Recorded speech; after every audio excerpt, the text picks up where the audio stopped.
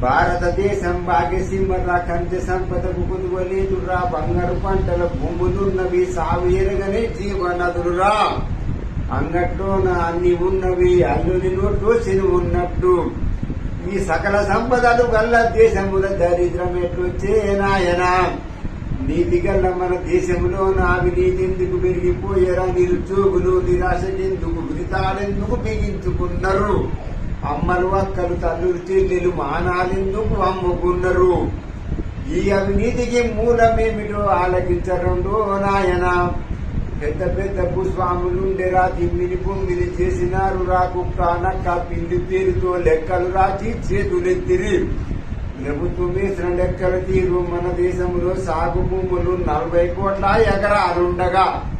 101 ఎకరం మాత్రం భూమి ఎట్లా మిగిలే నాయనా దుందామంటే దుక్కు లేక నాగులకి మోకారు లేక పంటిని తులకు రేటులు రాక అమ్మిన రేట్లు చేతికి రాక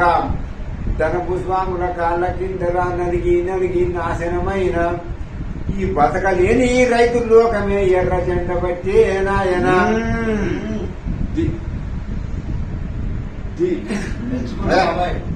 మెచ్చుకున్నా